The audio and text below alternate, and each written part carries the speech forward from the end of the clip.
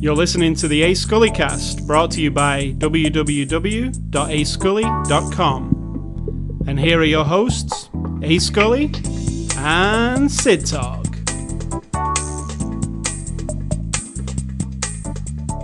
Sid Talk. Yes. Are you ready to purge? You're going to say, you ready to rumble? Oh, don't tell that guy I did that. I am not ready to purge as prescribed in this particular movie franchise. No. I can purge other things like my thoughts and my whatever wants to come out of my mouth. Oh, that is guaranteed going to happen at some point. Sure. I don't need an annual holiday to purge my thoughts. What was the before, the after the show discussion? This movie, a lot of this movie discussion about the history of the Purge movies. I got to yawn, sorry. I'm not bored or anything. We're going to have a very exciting podcast, everybody. It just came upon me. We discussed the history of the Purge, like the chronological story of it in that universe. We did. And that was about it. All right, so this is the weekend of Saturday, September the 29th. This is after the show, number 550. Yay, 500. Is that a milestone? 550? You don't care about any other milestone, so why would you care about this one? 550 is my favorite milestone. So congratulations to us for reaching the 550th show. Thank you. The end. From now on, that's all it's going to be. You clapping for yourself, and we're done. We're looking at a movie this week because that is what we are. We're a podcast. We review movies. And the movie we're looking at this week is The First Purge. It's a 2018 movie, actually released in theatres on July the 4th. You see what they did there? Yep. And actually... Like Independence Day. Yeah, actually released on Blu-ray on October the 2nd, so you'll be able to pick this up this Tuesday. I think if they really wanted to get the political oomph, they would have made 4th of July the Purge date, but they did not. They did not. They made it like March or something. Yeah. Which, yeah. Why? I wonder why they didn't January go with that. 1st. I don't know. I mean, we just watched the origins of it. Yeah. And they chose to release it on Independence Day in the theatres, being political. So, weird. So this is rated R. It's from our friends at Universal who sent us a copy for review. And Sid Talk will give you the short synopsis of the movie, The First Purge. The asshole government in this movie have decided that they're going to test the idea of an annual night of purging on Staten Island, whereby all crime is no longer crime. All things are legal, and of course, it's motivated by greed and dickheadery. Dickheadedness? Dickheadedliness? I don't know if that is a word, but you can have it. You get the vibe. Yeah, it's just motivated by selfish pricks who are racist and elitist, and as I said, I think they're in cahoots with Thanos. Spoiler. That's for all kinds of things. It has everything to do with it. The idea that we're going on to the movie now. The idea is everyone's overpopulated. There's too many of the poor people, essentially, which means lots of people of color and different races, ethnicities, minorities. So we're going to set up a system by which we make money and they all kill each other. It's extremely simple. It's very straightforward. It's out of like a weird comic book novel idea almost, except that if you didn't live in today's times and think, it's far-fetched, but it's not like as far-fetched over there as you would think. No. So we saw the first Purge movie back several years ago when it was released. It was a small horror movie kind of. Well, this kind of, would you call it a horror movie? Not really. Or just like it's got elements of horror, let's say. I don't think so. I think it's a crime movie.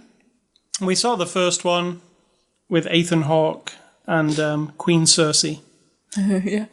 And it was a small... Shame. It was a small contained in a house version of The Purge. And then there was 2 sequels that came out that kind of expanded upon that. And you saw what happened in the rest of the city during the night. It seemed a little claustrophobic, but then, Yeah. I think we even mentioned they showed clips of around the country on that first one, but you still felt like it didn't feel widespread. No, it was just like a small, But it wasn't. It was all over the country by then. But the way they did the movie, and that was my problem with that movie, was I didn't get the feeling it was happening everywhere because of it being so confined to this house. Even though I did like that one. And you know what? I liked the second one as well, but then that third one with that Frank Grillo guy, I told you I don't like him, and I didn't like his... I didn't mind that one. No, I didn't like that one very much personally. Now we're down to the first Purge, so we're going right back to the beginning for this movie. And I like this one more than the others. But what I have to say about the Purge movies is, and if you think about them too deeply and stuff, you're going to drive yourself crazy and go... Or if you think about them very superficially. Yeah. Either way, you're going to have a problem. But I just see them as a social commentary, thriller type movie, which will, there's going to be some deaths, there's going to be some commentary. And none of them, I don't think, personally, have blown me away in any way, apart from the idea. I like the idea a lot. I don't think any of them have capitalized on the idea perfectly for me. I feel there's more to this story that you could do. But because sometimes the constraints of these movies, they're not actually super expensive. They have to be, funneled into a small place like this one. You only see this Staten Island place, and it's all funneled into there. I mean, it makes sense in the plot of this one. Yeah, and this one, it's supposed to be closed down, so... And what I did like about this one was that at the beginning, because this isn't really the first Purge, it's a experimental Purge, let's say. It's not... Is it the official first Purge, or is it... Don't think so. Because they say the next one is. Right, so this one's an experiment. So we do it in this small area. It's proof of concept. It's like a pilot TV show. We're going to test the waters, but we're going to stack the deck, so to speak, so that the people who want to support it will support it because they're greedy motherfuckers. Pardon my language. So what I liked was in the first 10, 15 minutes of this movie, they were showing you how they recruit people into it because they're actually giving you a financial payment to come and be in the experiment. So you get paid $5,000 for staying on the island for the evening. Not the evening, the whole Purge, which is 24 hours, 12 hours? That's all. It's 12 hours. No, you're right. It's not 24 hours. It's just when it goes dark until the until the sun comes up, right? I don't think so. Because the Purge started when it went dark, and then they were all in the church, and then the thing went off. And then when it ended, they were all... Is that all it is? Just at nighttime? I thought it was a 24-hour thing. One day. One whole day. No, because it rang, remember, in the church when they were all at night. The lights went out and it went night and then the thing rang. And there was never day again. You're right. No. You're right. So you got this 12-hour period. And what I liked is they showed you these little recruiting stations, and the people are coming and they're saying, do you want to be in the Purge? And we'll give you some money for being in there. And you might get some more money if you participate, i.e. kill. And you might get some more money again if you wear these contact lenses that film all the action. Now, these contact lenses never came to be in any of the other movies, right? So what's the explanation of that? Contact lenses? Why wouldn't they have used it? Why they put camera... they did show in the background them posting cameras everywhere, which is another question I think we actually had, was how the hell have they got cameras everywhere? Because it was kind of a handheld, a lot of it was those first ones. This kind of shows workmen, up on posts, a couple of different scenes, posting cameras everywhere. So maybe that's how that ended up. Yeah, but the contact lenses, no matter how many cameras you've got everywhere, the contact lenses in the people's eyes is the best way to go because you see it all first person. So I thought it was a cool sci-fi-ish concept with these. It shows them putting these lenses in and they get paid a little bit more for having them. But if you do have them, you can't disguise the fact that you have them because they make your eyes really blue. They kind of like Tron, they glow. There were different ones if you noticed. There were green ones, purple ones. Yeah, there were, but everybody you could tell. They were mood determined. It was just to make the movie look cool, really. Yeah, and I like that. I really like that idea. So I'll just say this right now. I really thought this movie looked really good. After watching Solo last week. It was like, whoa. And after editing my own little wedding video here that I've been looking at, and I know as close to zero as you can about editing any sort of film or making any sort of film. So I'm not bigging up my knowledge in any way, shape, or form. However, once I've made my little clips of my little wedding that I did pictures for last week, and then try to make a video out of it when some of it looks kind of shitty and some of it's like, too far away. Even on that scale, when I watch a movie like this that actually looks cool and looks really good, sometimes it's a little edgy, sometimes it's straight up, Hollywoody looking, kind of glossy nighttime shots. But I thought it looked amazing, and I thought the stunts were good, all that kind of stuff. So I'll put that out there first. Technically, it was really good. I think it might have been the best looking one of all of them, to be honest.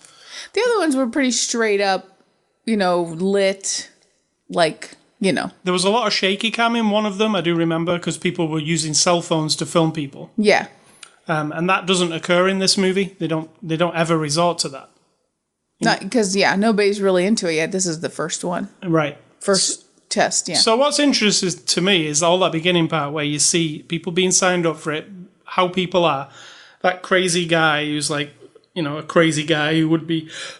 There are going to be crazy people in society now who, if this scenario presented itself to them, they would be in their element. It's like all their life they would have waited for this. So they really go to town when it's the night. So the cool thing about the concept of the Purge is you have regular people who are trying to survive the Purge, and then you have like real life Freddy and Jason type characters, like real life slasher movie people who are just wandering around doing weird crap. Yeah. So I like the fact that it can inject that into it and that not feel ridiculous. Yeah, because crime isn't just murder. Right. Crime could be just being loud, like those two people having sex on that car. I mean, because that guy's like, damn, they're really pushing the boundaries there because they're just naked on top of a car. I mean, it could be anything, but we really focus because their actual goal is for everyone to kill each other. But we forget that we could explore all the weird crimes or any kind of crime. Just get people walking down the street naked, like whole groups of people with their guns to protect themselves, but all they really want to do is walk around naked. Like, you could put a little humor in here, even though it's pretty hardcore. I think there would be all kinds of bizarre... Like, they do try and show you the bizarre stuff that people do. Like, people wear these weird masks, people dress up for the night, people go to these parties.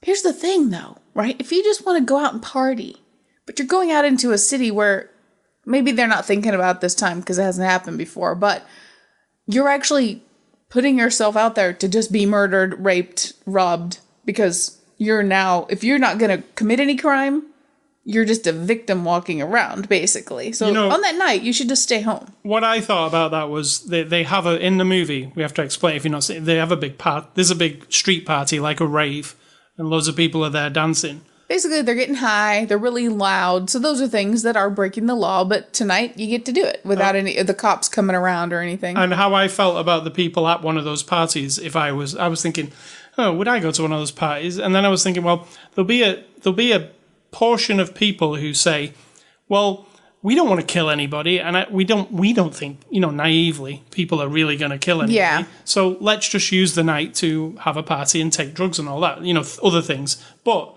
naively, they might not think that's going to happen, but it happens. Like I said, yeah, you're just putting yourself out there to be a victim. So I think because this was the first one, and that was a thing I was thinking, why would you go to a party? I'd be hiding under the floorboards inside a house or something, right? Later on in the Purge series, people make underground bunkers and all kinds of stuff to hide in. Because someone's making big money off of it now. Right. They've turned it into an industry, you see. We make the money off the people who can afford security. And those are the people probably going to get killed. The other thing that's interesting is in this first Purge is they put a tracker chip on you. And then they go, well, how will you... The people were saying, how will you know I am even on the island? And they're like, well, you've got a tracker chip inside you. And then the first thing that came to my mind was, no, you've got... If I've got a tracker chip inside me, they can just send their people after me, right? Like... If they decide they want to execute everybody, could just send them. Correct. So I would have been thinking more that way, which kind of comes into play during the movie. So, if there was a purge night, what would you be doing?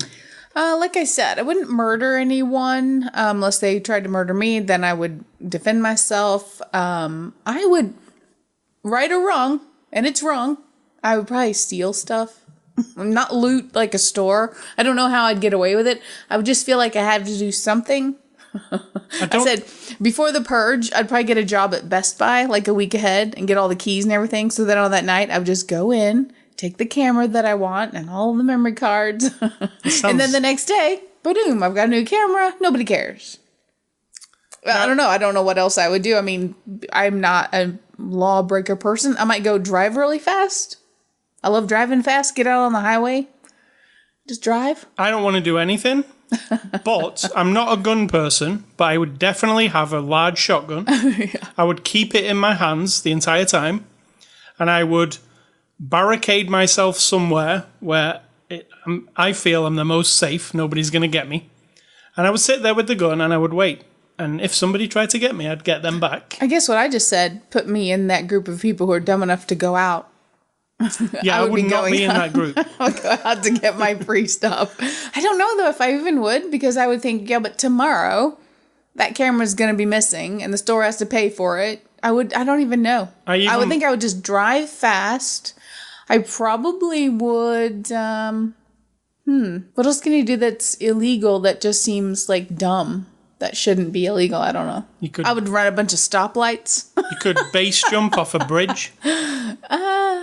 No, because then you're dangling off a bridge. You're like there for target practice. You'd just be a dead body dangling off a bridge after a while. I don't want to do any breaking the laws. I just want to protect myself, and that's it.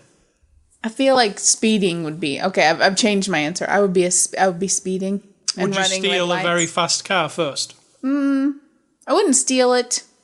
I wouldn't know how to drive it, probably. No, I'd just take my car and drive fast and run all the red lights and all the stoplights.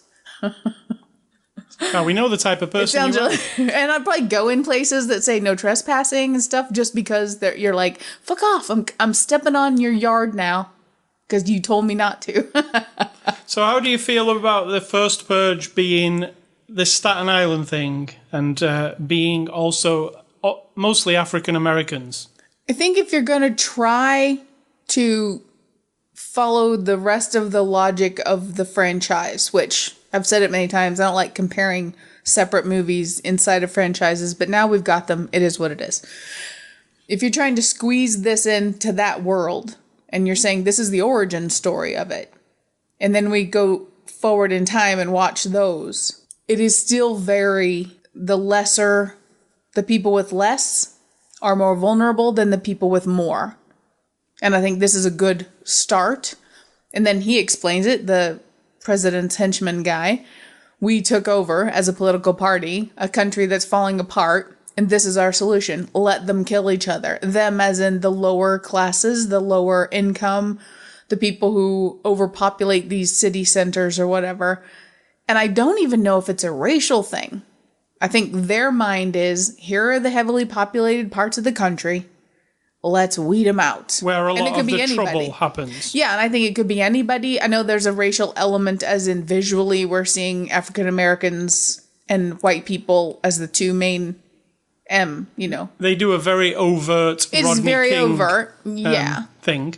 Yeah, I mean, it's just a really superficially, it's easy to get your back up about the racial element, but just think about it, and it could put this idea in any city, in any country, and there's going to be the haves and the have-nots, and the haves are always going to want to get rid of anybody who might be taking away from them. And it's regardless of what they look like, what they do, how valuable they are as human beings, they're basically a leech, and I want to get rid of them. In this particular one, it becomes a racial thing.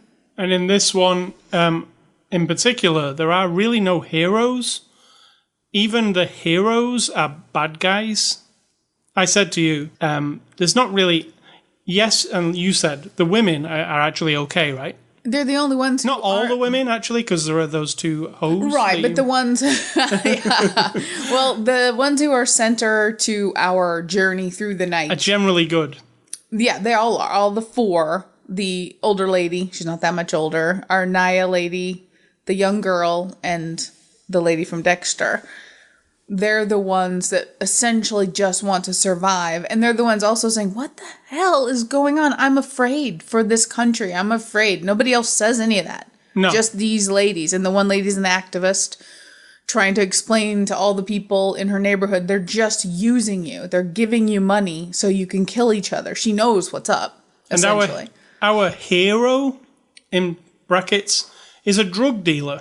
He's not a good guy. In fact, it's quite clearly established that he's a very bad guy. He's terrible. He actually, he has a meeting with his men near the beginning saying, we might as well use this to our advantage. We can do what we want tonight, so... No, he didn't say that at all. He said the opposite. He said, I'm talking about the other guy. The hero guy who turns out to be the hero guy. He says, we're doing nothing. We are staying home. We protect our... But he says if they come... Yeah, if they come at us. But I think he would say that no matter what. He wanted to lay low. And my thought, I thought about the one thing where somebody's plotting against him because it's, free for all tonight. The thing is, tonight it's not illegal, according to the government, to murder him or to try to murder him. But he's a gangster guy. He's a drug dealer. He didn't make this rule. And if you try to kill him tonight, it's against the rules. Yeah, it is against his rules. And why would you be such an idiot? He does participate in the killing. Yeah. So you're not like, oh, what a lovely guy. He saved some people and stuff.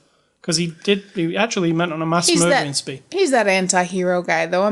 That's what they are. They're the person that you don't want to like because of a moral, ethical conflict that you have with their own behavior, and yet they have a turnaround to where they kind of see the light, essentially, and want to do good all of a sudden. That's not a new idea. They do a Trump joke in this movie. A couple of them, yeah. Quite funny, but obviously super forced and weird. But it was a little It's actually quite funny. It was. When it happens. You're just like, oh, man. Because the thing that is happening at that time is like, what the I've never seen that before. No, that was weird. Yeah. There is some weird, creepy moments in this movie, I think. Mostly down to the way people dress in these masks and wander around. It just, it brings you back to slasher movies like Freddy and Jason. Yeah.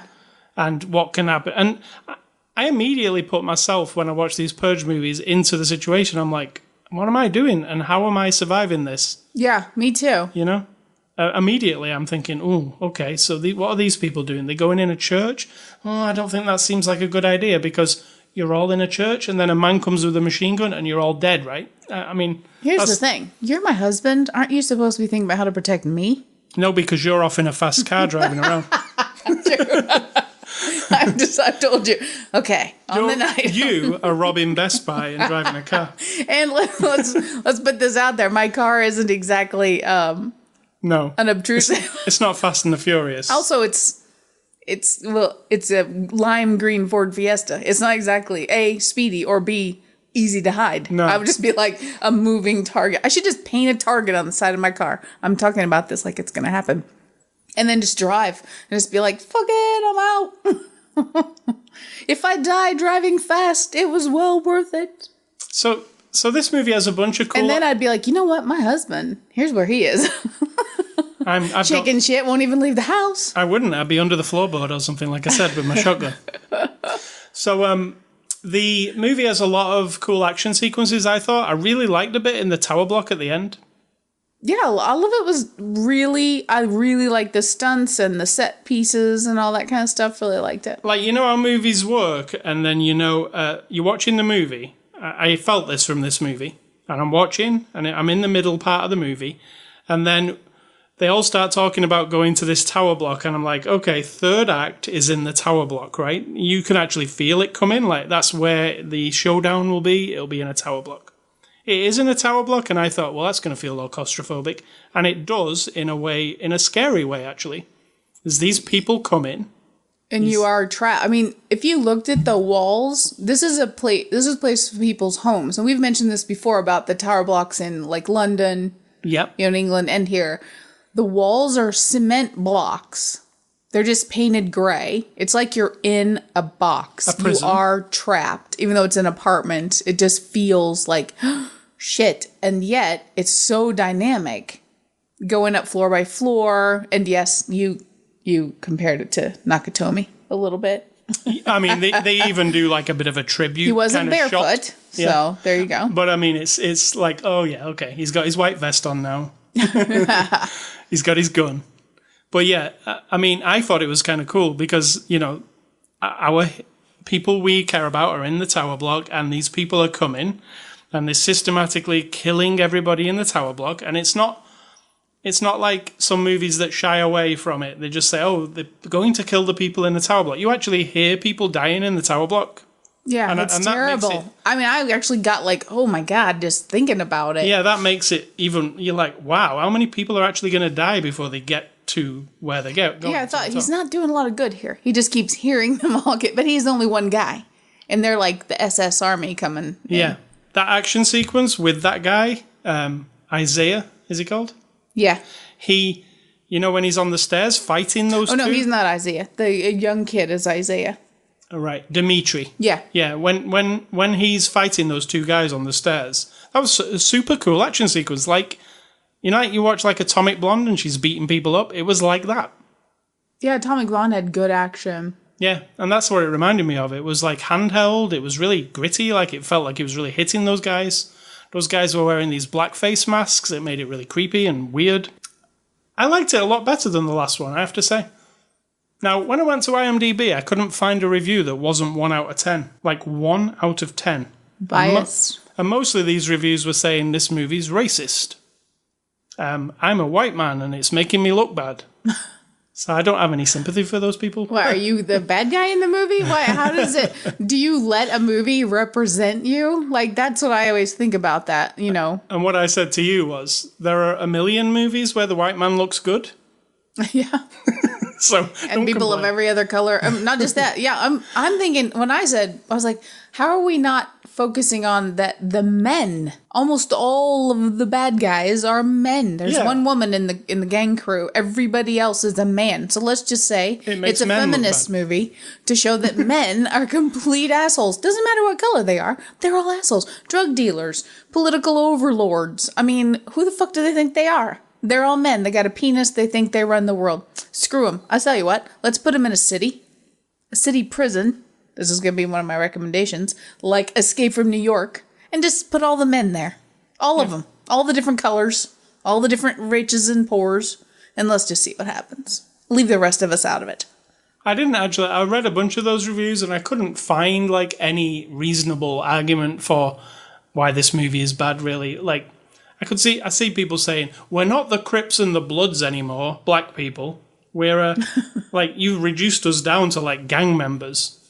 I do agree that there wasn't a lot of counterpart to either. There weren't any white people or, you know, Caucasian politicians who were actually even in the middle of this issue at all. We didn't even get one scene. We had newsreader people just babbling on about it, but nobody was in the middle or advocating against it, and there were no African American people who were sort of like in that administration being the actual, you know, part of the regime or anything. Or it was an interesting split, and to portray it that way, you know, if you feel like you're not represented in that movie, well, then don't watch that movie. Yeah, it's very simple. But as far as this series of movies go, I felt it fit well. I was really interested in seeing. I think I liked it best as well. I didn't like it the best. I do like the Ethan Hawke one quite a bit because of its, well, I guess because it was the first one and like we were introduced to the idea and it was all exciting, you know. Yeah. And now we've seen a few, so we're kind of used to the idea, which is like kind of what the whole thing's about, really. Like that Ethan Hawke one, we just figured out by looking at the timeline, is the 5th Purge, and at that point people had got used to the Purge, and it was a national holiday that a lot of people were looking forward to because it's their night to go and do their thing. Whereas this first one that we watched here, nobody knows what to expect, and it's a bit more terrifying, I think, But then when you get complacent with it, when it gets further on, like the as we didn't know until today because we looked it up, the election year one, the last one, the one that I didn't like that much, that's actually the final purge. Like, there is no more purges after that, right? Which I wasn't aware of. I don't remember at the end them saying that was the final purge. They probably did. But maybe I wasn't paying attention because I didn't much like that one. But I quite like this one. I would say it's my second favourite of them, if I had to rate them in. So let's go on to the cast. Jovian Wade plays Isaiah. And I thought I'd seen him before. I kept thinking, I've seen this guy before. He's actually British. You would never know, right? No. He was in EastEnders, which is a show that we watch. He's also in Doctor Who, if you're a Doctor Who fan. In the last season of Doctor Who, he was in the one with the girl from Game of Thrones. What is she called in Game of Thrones, that girl? Something Stark. Ayanna? Something like that. Yeah. Not Ayanna, but something like that, yeah. Yeah, well, that girl is in Doctor Who for a couple of episodes, and those episodes this guy was in too. I really liked him a lot. He's got that do the right thing haircut, from back in the day. He has a journey in this movie. True. Something happens. He's somebody had to. Yeah. He's on that line of being a good kid and actually crossing over to being a criminal, like at the beginning, because he needs money. The family needs money. Which isn't unexpected or anything. But. No, but you can tell that the good part is more of him than he doesn't really want to be a drug dealer. And, something happens to him at the beginning and he has, reason to go after some guy in this. I quite liked how he played it. He was caring when he needed to be. And, yeah. Lex Scott Davis plays Naya. She's the female lead, I would say. What do you think of her? I don't know who she is. No, she was really... I actually think everybody did a good job of convincing me. There was a couple... Who was it that was a little over-actorly? I can't remember. Somebody was. I think they were gone pretty quickly. Maybe a couple of the thug guys. Can't remember. But, and actually... Marissa Tomei, and then that guy, they were all a bit cardboardy. They didn't have long scenes or anything, but I thought, for the most part, the cast was really good. And I liked Naya a lot. Thought she was a good character. Yailan Noel plays Dimitri. Now, I actually thought he was really good. Mm-hmm. It's hard to root for him because of where he is, but I do root for him when he's trying to save his friends, because that's really what he's trying to do, his friends and family. But to be honest, you like Dexter. Dexter's a horrible human being. I know that he only killed bad guys and girls, but still, he was a mass murderer. He did cross the line once or twice, Dexter, didn't exactly. And yet he was like a, Yeah, so yeah, this is a anti-hero, but his heart's in the right place, even though he's terrible, I guess. And even at the end where they said, what are you going to do? And he says, fight. I'm like, fight? What, fight against the Purge or just be a terrible person again? Did you get what he was getting at? Fight because now they understand this is going to happen and it's not what they told us it was going to be. This is a plot to get rid of us. Yeah. We need to fight against that. So that's what I thought he meant. I'd be interested to know how long these people last. The people who survive at the end of this movie, do they survive the next one? I mean, that said, did we see any of these people? And no, we did not. We did not, no. Mugger plays Dolores. I put her down. She's a stand-up comedian, actually. But she was very funny in this. Yeah, she was. And even she said, I'm the comic relief in this movie. But she felt realistically comic relief. It wasn't just like she was like the person who says the one-liners. It felt like that character would say that, so I was into her. The guy who plays Skeletor. Now, if I have anything wrong with this movie, I think it was too over the top. He was the one. Yes, absolutely. Yeah. I mean, he's this really insane character. He's got body... what's that thing called where they put stuff on? Scarification. Yes, he's got scarification. He just looks crazy, and it's clear from the first scene we see with him. He's crazy. He just wants to kill people. Yeah.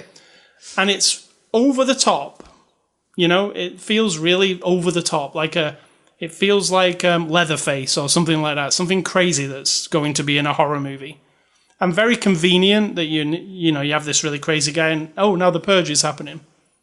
So I thought he was kind of the worst thing about it.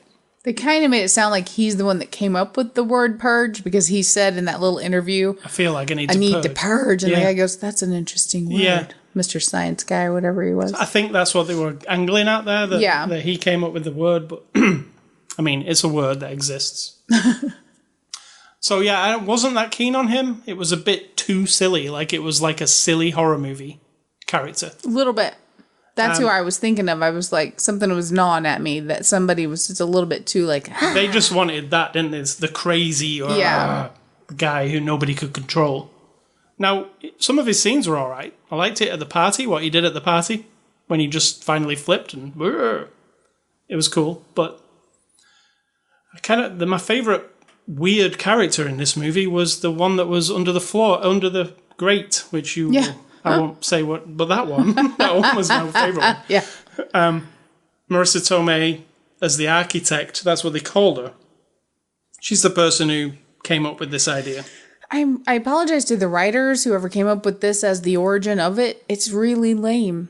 Because there is no psychologist, psychiatrist, person who studies human behavior who would ever possibly even a hint of thinking, yeah, we'll do this. I realize that the most conservative political party on the planet is supporting this idea. Oh, but they're not going to use it for bad. No. We just want information. It was bullshit. That was my least favorite part of it all. Not her, but this idea that someone gave this doctor the go-ahead to do this horrible experiment, and she's still naive about their intentions. Like, that just made no sense. And I mean, to be perfectly honest, even though she's Marissa Tomei and she's a star name in this movie, she's far from being the best there's not thing much to her. No, she's just a cardboard cutout. We see her looking at TV screens and watching what's going on, and that's about it. And I'm here to just study the data. That's all. Yeah. And this Patch Dara, who plays the chief of staff, he's like a plastic man. Do you get what I'm saying? Yes, totally. Like what I think of an American politician to look like. Like a stereotypical chiseled one. Yeah, he looks like that. And yeah, I almost think he's perfect casting for what he is trying to be there. Because it's a real sleazy politician, and he really fits that perfectly. So I give him props. I like him. Directed by Gerard McMurray. He directed a movie called Burning Sands, and if you've heard of a movie called Fruitvale Station, he was actually involved in that movie as a producer and a creative. He seemed very serious in the extras, didn't he? Yeah, very. Like he was taking this Purge movie super serious. Like Get Out? Like that guy who was trying to say a political thing and be respectful to African-American culture and make a horror movie at the same time. It sounded like this guy was trying to do that. Yeah.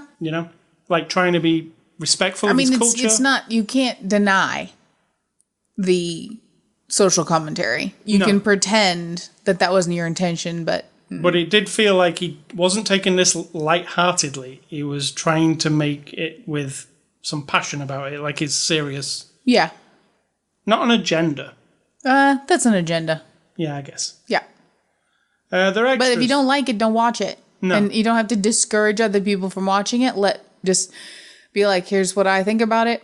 You watch it, and then we'll talk about it.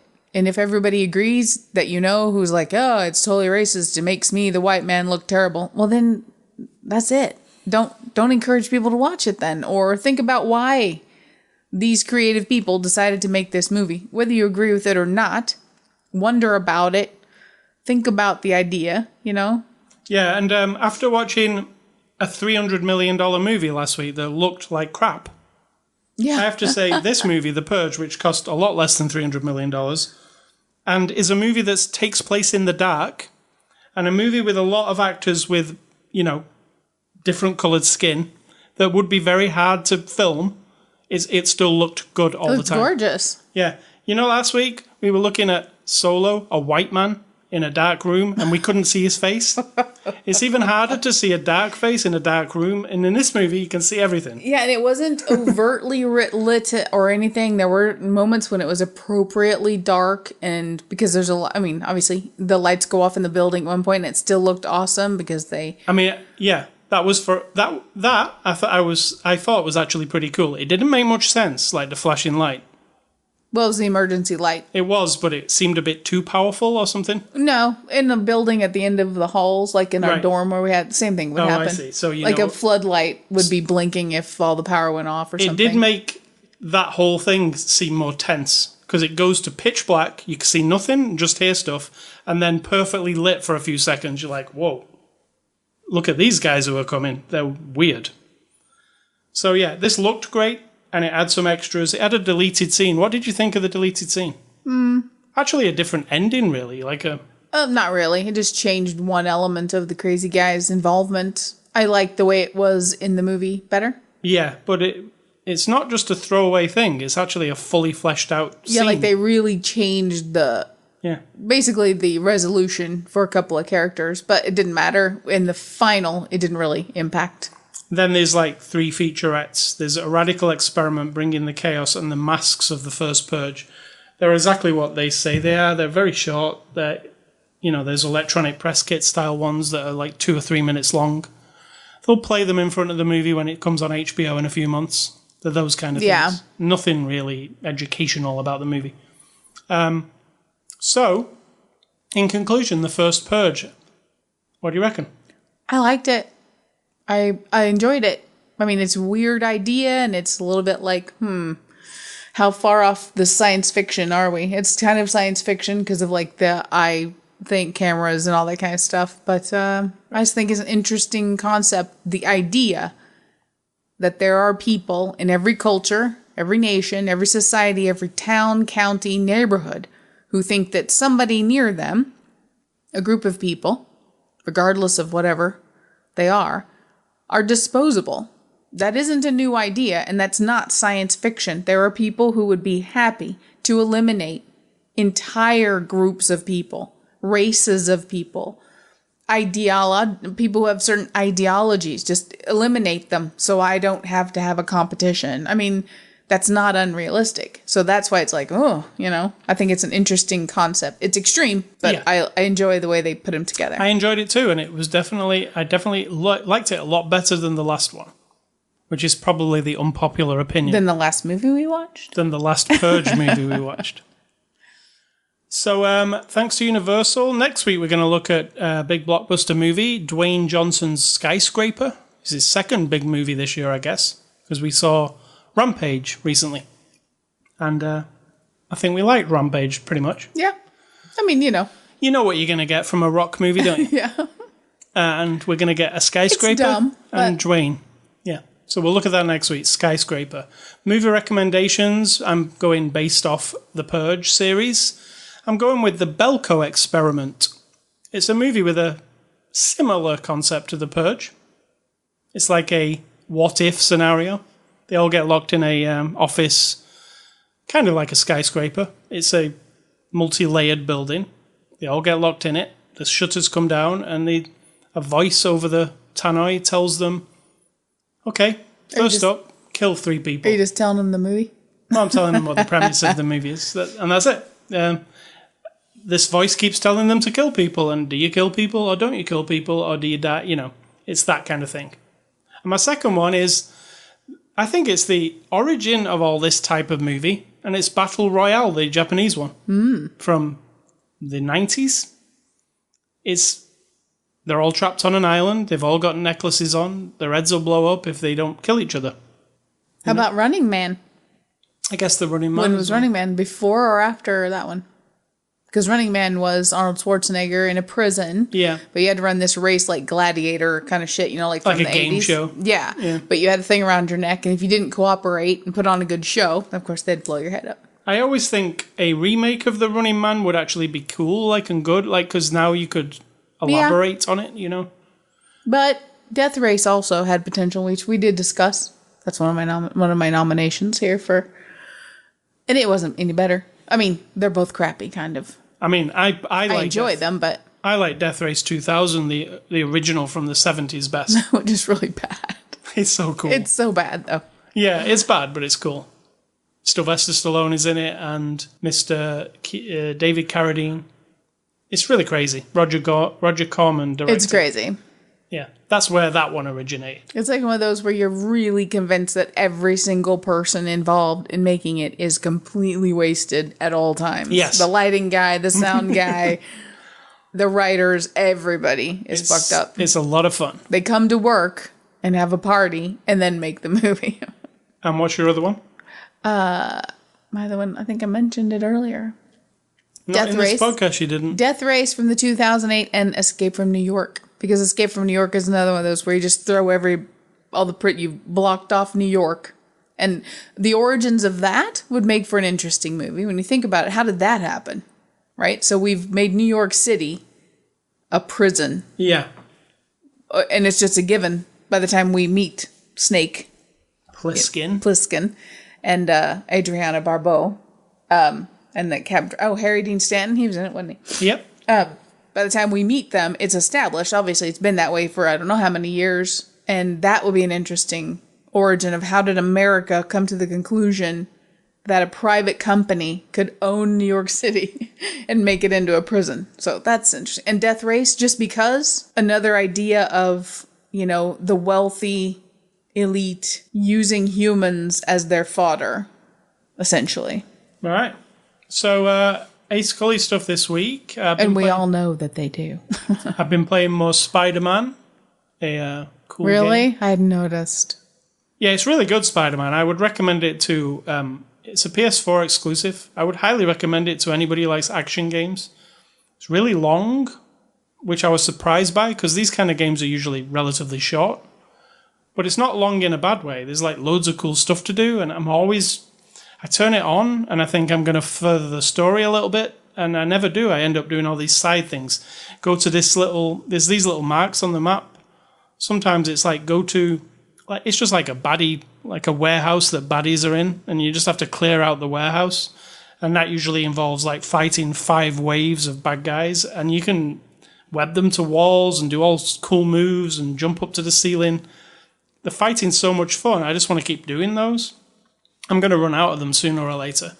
But I have furthered the story now. I'm actually on the very final boss. I won't say who the boss is because the story gets all twisted around and people you think are bad and maybe not. And, But let me say, there are a lot of boss fights in the last third of the game. I think that might be to its detriment because there are boss fights one after another.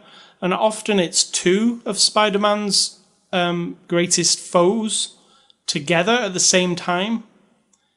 It sometimes gets irritating. There's one trying to fight you on the floor and one trying to fight you in the air, and you've got to deal with them both. I got through them eventually, but I feel like the back half of this game is loaded with these boss fights, and it feels like a boss rush almost, like you're just doing boss after boss after boss, and there's no break in between. So I would have spread those out a bit more, but it doesn't make sense in the story if you do so. Spider-Man. It's a PS4 exclusive. It's the only place you can play it. It looks awesome. It's really cool to play. I recommend it. Now, this upcoming week is a big week for video games. This fall, Forza Horizon 4 comes out on Tuesday, which is probably the best racing game series of them all at the moment. It's the 4th installment. Takes place in Britain this time. If you've played a Forza Horizon game, you know what it is. You collect cars, you drive cars around, there's loads of events, you can be online, you can race with your friends. It's from Microsoft. It's on PC and Xbox.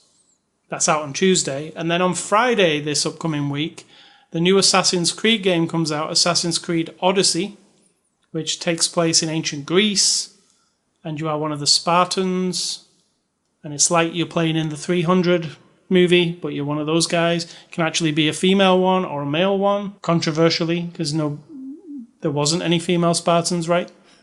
I don't know. I don't know about the Spartans, so I don't know. But it's ancient Greece. I've always wanted them to do Assassin's Creed Ancient Greece. It is a really cool period. It's a cool, there's a lot of cool stuff you can do.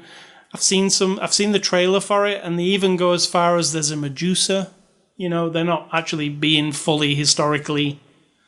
Sometimes the Assassin's Creed games stick to the historical thing so much they can't go out of the box. It's just like, oh, well, here's Julius Caesar, we'll do that stuff. But this is like, there is a Medusa, so they are going a bit fantasy as well, which I really like. So that's Assassin's Creed Odyssey. It's out next Friday. I'll talk about it next week. Sitar, what's for dinner? This was controversial earlier in the day. We couldn't decide. I think Subway? Yeah. If I get in the car and decide Freddy's, then it'll be Freddy's. But Subway is on the top of the menu currently.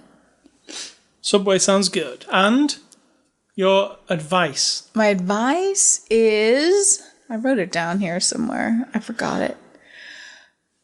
It's on this. Okay. This.